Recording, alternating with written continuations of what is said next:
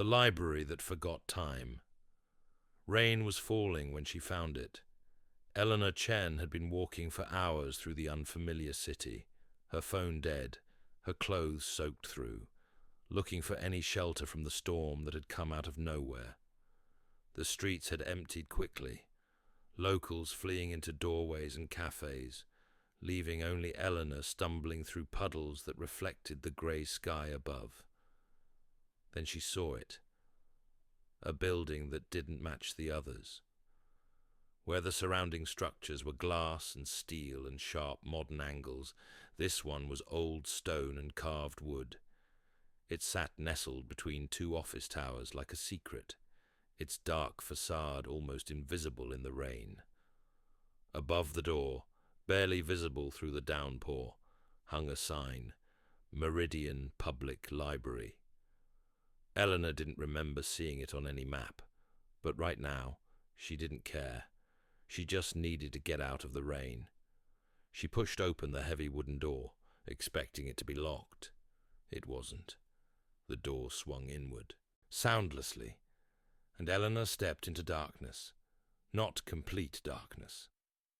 As her eyes adjusted, she saw that the space was lit by oil lamps, actual oil lamps, burning with warm yellow flames that created pools of light throughout the vast room. The smell hit her immediately, old paper, leather dust, and something else. Something like vanilla and cedar mixed with the musty sweetness of ancient books. But what struck her most was the silence. Outside, the rain had been a roar against the pavement. In here, she couldn't hear it at all.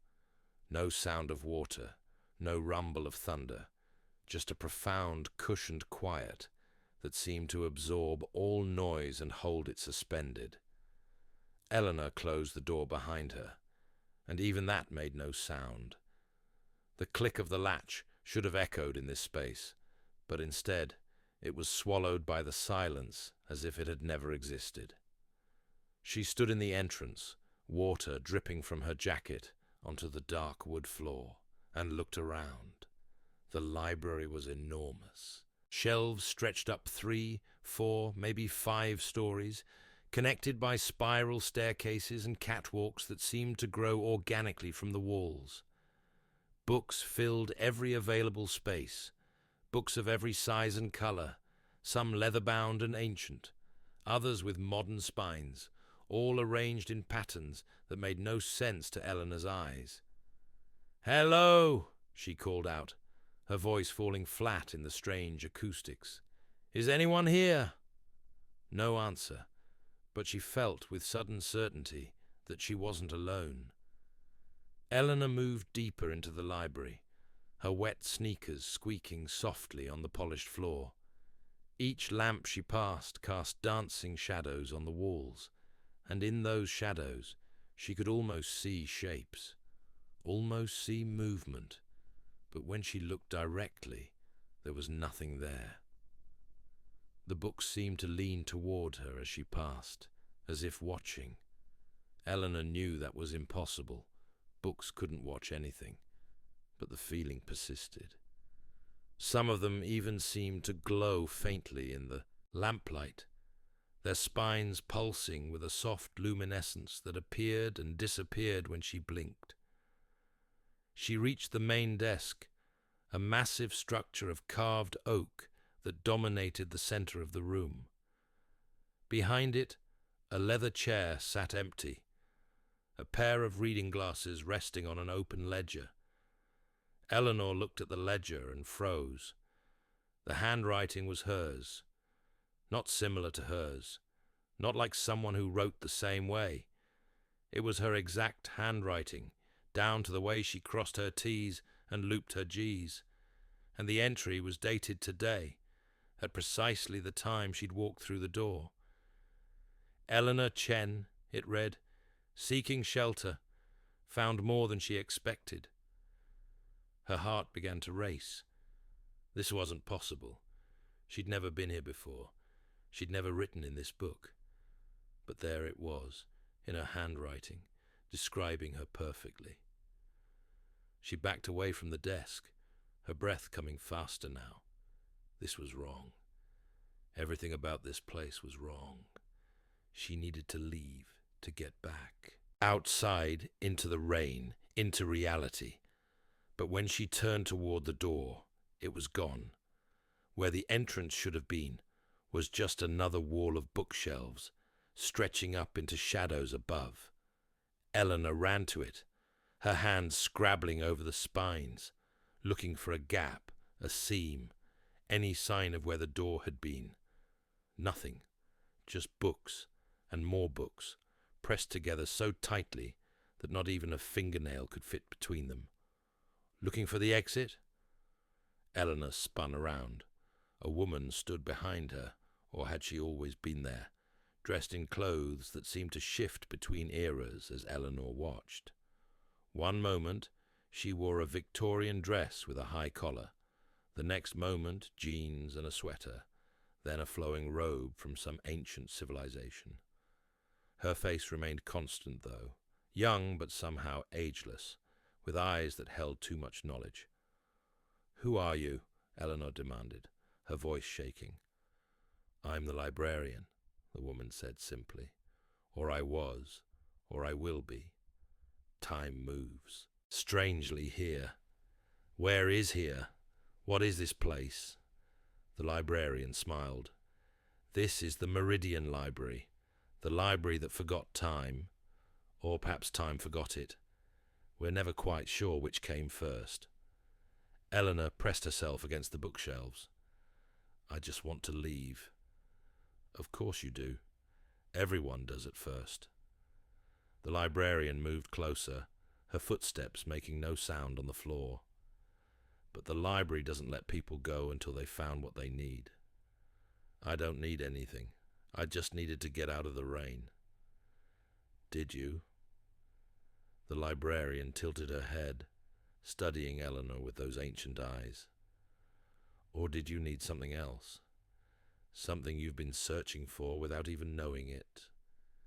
Before Eleanor could answer, a book fell from a shelf high above. It tumbled through the air, pages fluttering, and landed open at Eleanor's feet. She looked down at it automatically, and the words on the page made her breath catch. They were about her, not just about her. They were her life, written out in precise detail, her childhood in Portland, her move to the city for work, her failed engagement, her mother's death last year, everything laid out on the page like a story someone else had written. "What is this?"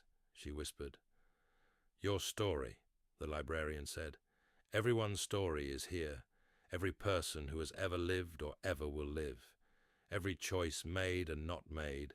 Every path taken and abandoned. The library holds them all." Eleanor wanted to close the book, to throw it away, but she couldn't stop reading. The words pulled her in, and she saw her life unfold on the pages, not just the past, but the future too. She saw herself growing old alone in a small apartment, saw herself surrounded by colleagues who never became friends, saw herself dying with regrets piled around her like unread books.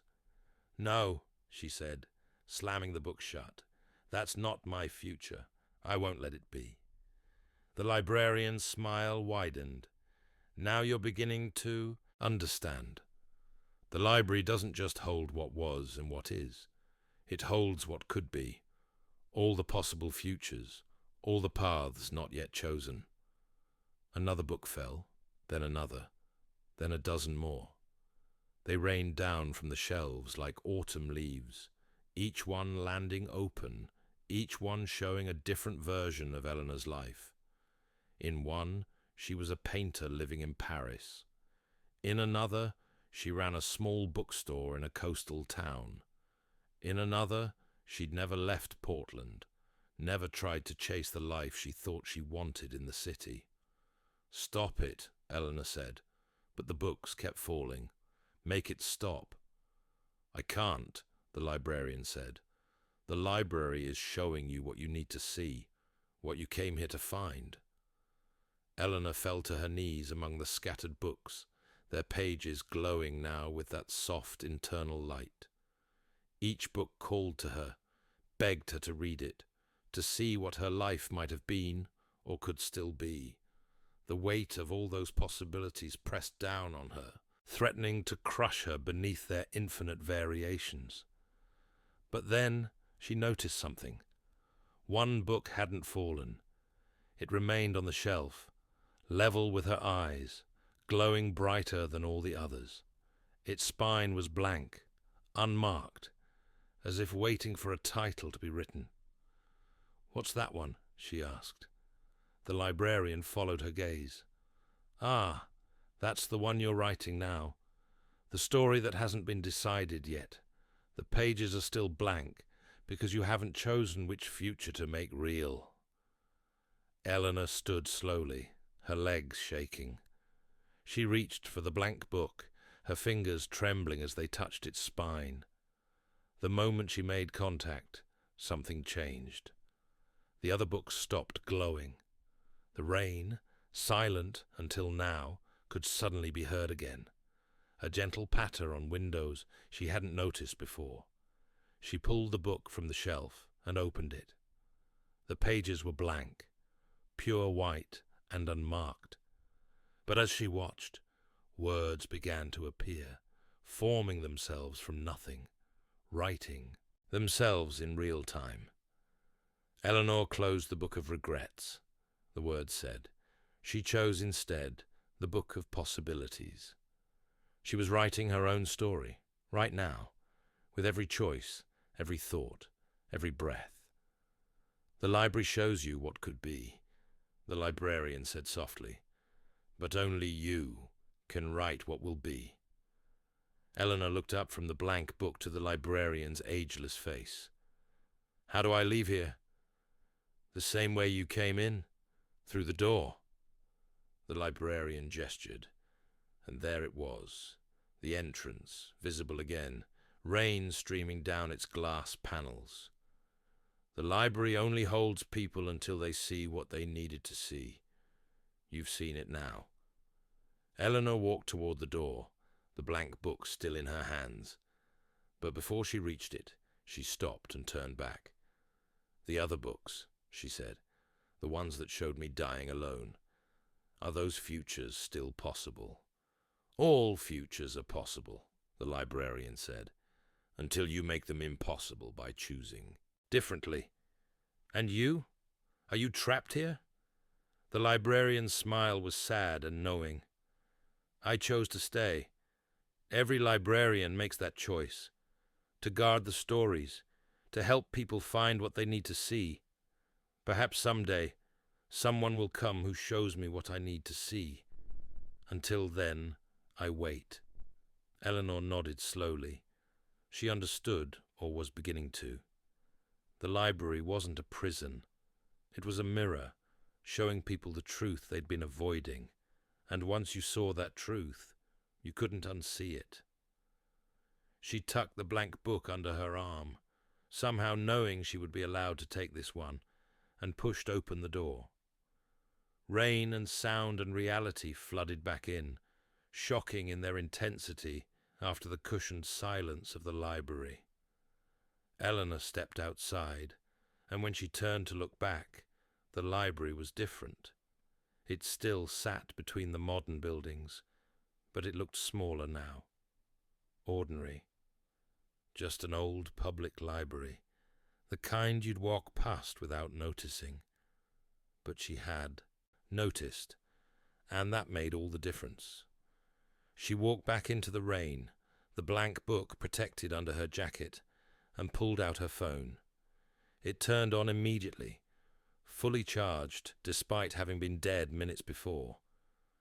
She had dozens of messages, worried friends, concerned colleagues, people she'd forgotten she knew, people who would be in her story if she chose to let them. Eleanor smiled and began typing a message back. As she did, she felt the blank book warm against her chest, and she knew that somewhere in the Meridian Library, words were appearing on those white pages, her words, her choices, her story being written one moment at a time.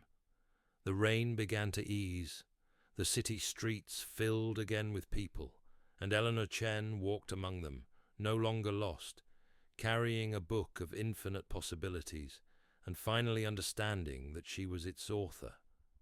Behind her, visible for just a moment in a shop window's reflection, the librarian stood in the doorway of the library and smiled. Then she turned back into the shadows, back to the eternal vigil of guarding stories, waiting for the next lost soul who needed to find their way. The library would be there, as it always had been, forgotten by time, but never forgotten by those who needed it most. In the days that followed, Eleanor's life began to change. Small changes at first. She called an old friend she'd let drift away. She signed up for the painting class she'd always meant to take. She started writing in a journal every night, filling pages with thoughts and dreams and plans. The blank book from the library sat on her bedside table, and sometimes, late at night, she would open it and read the words that appeared there. They were always about her, always current, always describing the choices she'd made that day, and the paths those choices had opened or closed. It was like having a mirror that showed not her reflection, but her direction. Not who she was, but who she was becoming. One evening, 3 weeks after her visit to the library, Eleanor decided to go back. She retraced her steps through the city, through streets that should have been familiar, but somehow weren't. She turned down the alley where she remembered seeing the library, between the 2 office towers.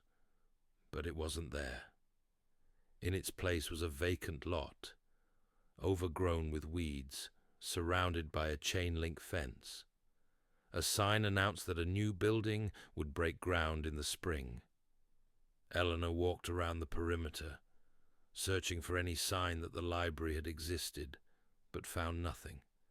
She should have been disappointed, should have questioned her own memory, her own sanity, but instead, she felt at peace. The library had shown her what she needed to see, and now it was someone else's turn. Somewhere in the city, another lost soul was stumbling through the rain, looking for shelter, about to find much more than they expected. Eleanor touched the fence, smiled, and walked away. She had a painting class to get to, a friend to meet for coffee, a life to write, one choice at a time. The blank book in her bag grew heavier with each step, fuller with each decision, more real with each moment she chose to live deliberately instead of drifting through days that all blurred together.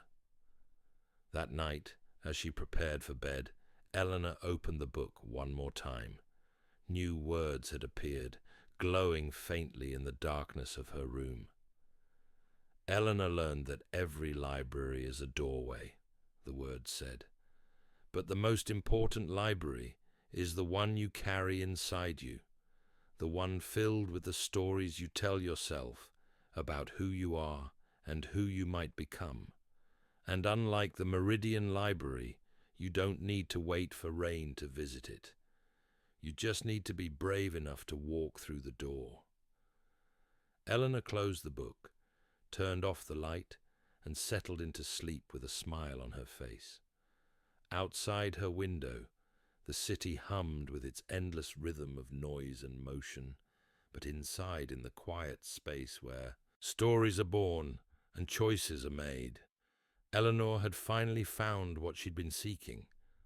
Not shelter from the storm, but shelter from the fear of living her own life. The library had taught her that, and though its door might be closed to her now, its lesson remained. Every moment is a blank page, waiting for you to write what comes next. Sweet dreams came easily that night, filled with images of infinite bookshelves and glowing pages and doors that led to unexpected places.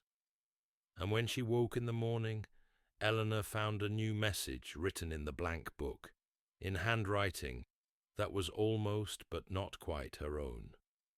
Thank you for visiting. The library will be here if you ever need to find it again. But something tells me you won't. You've learned to be your own librarian now. Signed, a friend who guards stories. Eleanor pressed her hand to the page, feeling the warmth of words that had travelled from another place, another time, to reach her here. Then she got up, made coffee, and began writing her own story in the journal she'd started keeping. The blank book from the library never filled completely. There was always one more page, always space for one more choice, one more possibility. But Eleanor found she didn't need to read it as often. She was learning to trust herself, to write her story with confidence instead of fear.